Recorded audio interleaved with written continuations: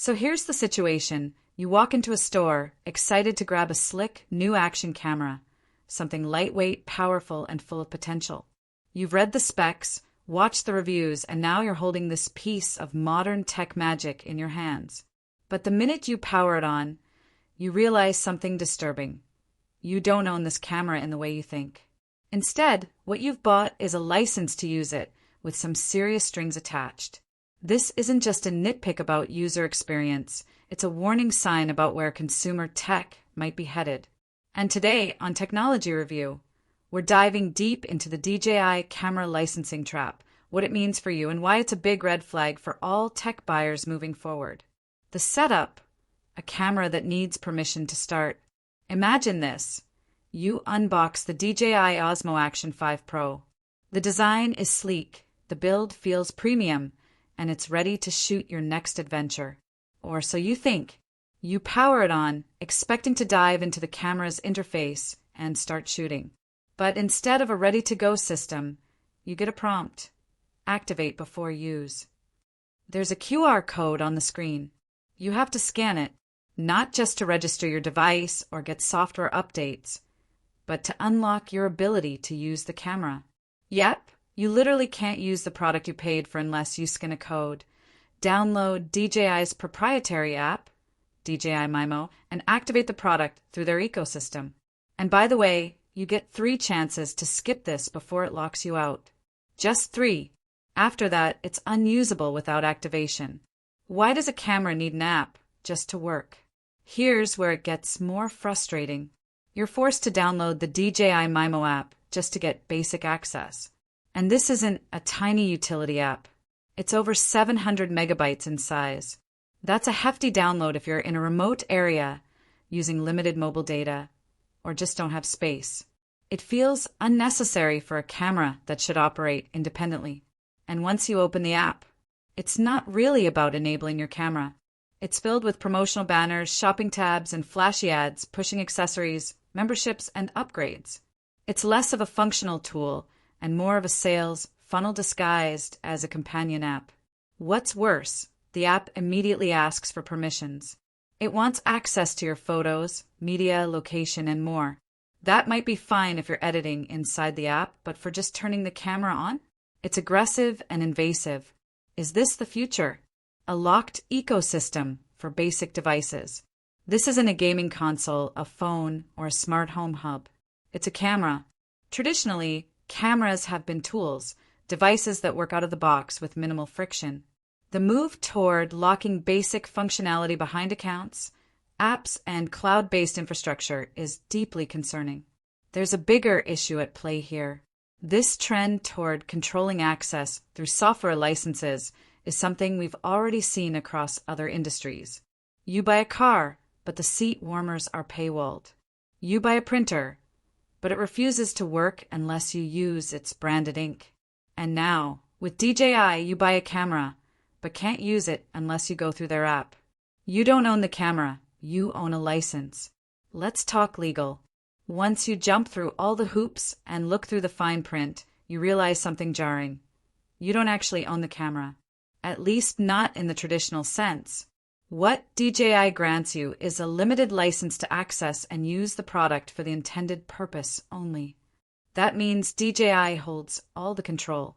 If they choose to revoke your access, update their terms, or change their infrastructure, your $300 plus purchase can become a useless paperweight.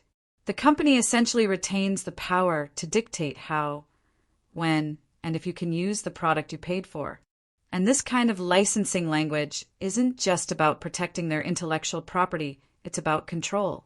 It allows them to shut down functionality, restrict third-party repairs or mods, and bind you to their app and their ecosystem indefinitely. The frustration of ownership in a cloud-driven world. One of the worst parts of this experience is the helplessness. As a consumer, you expect a product to be yours once you've paid for it. But in today's tech landscape, more and more companies are shifting away from ownership to access. You don't own your digital movies, you license them. Your smart devices require server authentication. Your software needs constant online validation. And now, Your camera won't work without jumping through a digital authorization process. But what happens if DJI discontinues the MIMO app, or their servers go down, or their infrastructure becomes incompatible with newer phones down the line? Suddenly, the product becomes partially or fully unusable, not because it broke, but because you can't clear digital permission barriers. Security, privacy, and the app problem. Another layer to this problem is data. In order to activate your DJI camera, you're forced to create an account, agree to DJI's terms of service, and share personal information. The MIMO app requests access to a wide range of data. While some of this is necessary for functionality, much of it feels excessive, especially for users who only want basic camera features. And since you can't use the camera without this process, you're effectively coerced into compliance. That's not good user experience. That's predatory design. It makes you wonder, what else are you signing away? Does the app collect usage patterns? Do they track your location during filming? Are your videos being indexed or analyzed in any way through the app's backend? A camera should be a tool, not a contract.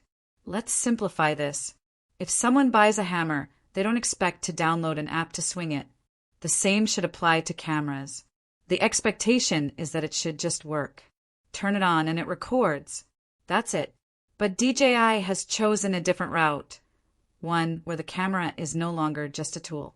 It's a software-managed node in their ecosystem, where functionality is toggled on or off based on compliance, account status, and app updates.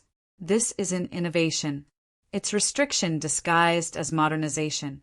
Returning the camera, a frustrated exit. After wrestling with the activation, fighting through the app, reluctantly granting permissions, and still feeling like the device wasn't truly under control, the decision becomes obvious. The only way to reject this new model is to send the product back. It's not just about the inconvenience. It's the principle. A camera should be a tool you can trust, not a constant reminder of how much power you don't have over your own tech. Final thoughts, by products, not permissions. The DJI Osmo Action 5 Pro might be a great camera technically, but it's wrapped in so many digital locks that it stops being a product and becomes more of a service. That's not what consumers want. And it's certainly not what we at Technology Review can recommend.